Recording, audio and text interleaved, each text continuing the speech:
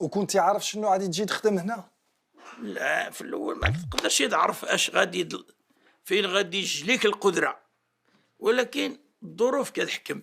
ملي جاتني في المقصود ديالي غادي نسافر، ما ناويش مثلا نمشي لواحد البلاد معين، العالم الله فين يكتب ربي.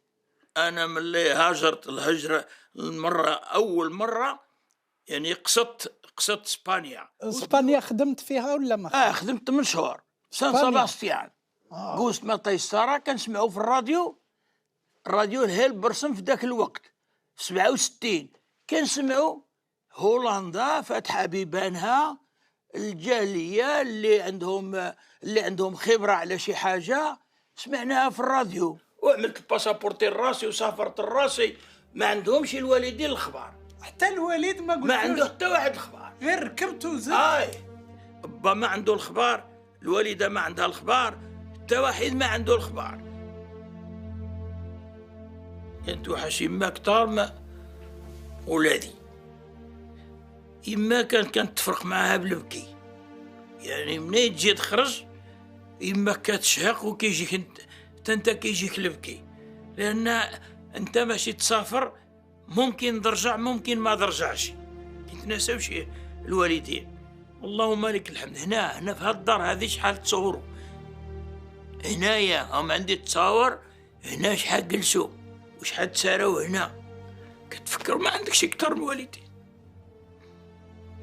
ما عندكش اكثر من الوالدين. الوالدين هما الراس للانسان الحمد لله، ولكن ربي بغاهم ربي اداهم، يعني الموت علينا حق. النهار اللي كنت غادي نسافر فيه لهولندا، هذاك النهار كنعقل عليه بحال البارح كاع. قلتها للوالده مسكينه، كنشوف بان الدموع كيهودوا من عينيها. ولدي غادي تغرب، غادي تمشي للغربه، راه باك مجرب الغربه، انت تغرب لي وانت هو الولد الكبير ديالي، وانت راك كتعرف هذاك الحنان ديال الام وهذاك الشيء. ما كاين لا محبه لا الحنان لا اللي غي يعملك كنوفله، ما كان لا تكنوفل ولا من موت الوالده الا حتى اليوم.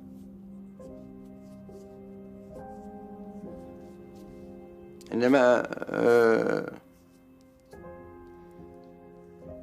شكون لا يقربك عنده ولا يقول لك اجي انت يعني. وخواتاتي دايرين بيا وهذاك الشيء، كان خويا عاد صغير. قبضت وخرجت من الدار لان حتى انا الدموع بغاو يهبطوا لي وهذاك الشيء، بان كنفكر بان الاب ديالي والوالد ديالي بان من 4 سنين ولا غادي يدي لانتريت، وخصني كيفاش نعاونهم وكل شيء. وتماك قضيتها فرحه، ولكن القلب ديالي مزير بان غادي نغادر المغرب وغادي نخرج للمغرب وما نعرف فين غادي نمشي. ملي كانت توصيني الله يرحمها وقالت لي يا ولدي انا غادي نودعك وتبقى على خير، ولكن بقى شاد في سميتو.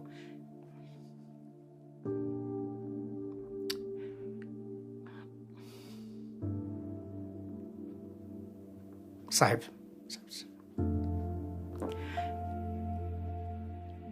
قلت لي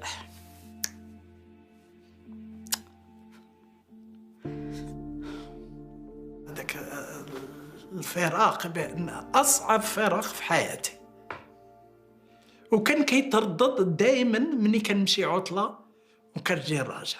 كنفكر دائما هذيك العطله ملي كنمشي فرح وسرور وهذاك الشيء، ولكن ملي كنكونوا راجعين كنرجعوا بالبكاء وبهذاك الشيء وكل شيء، بان تقريبا كل سنه ولو حتى ماتوا مساكن وكل شيء وكيدمعوا. لا كنتفكر هذاك الفارق هذاك. الله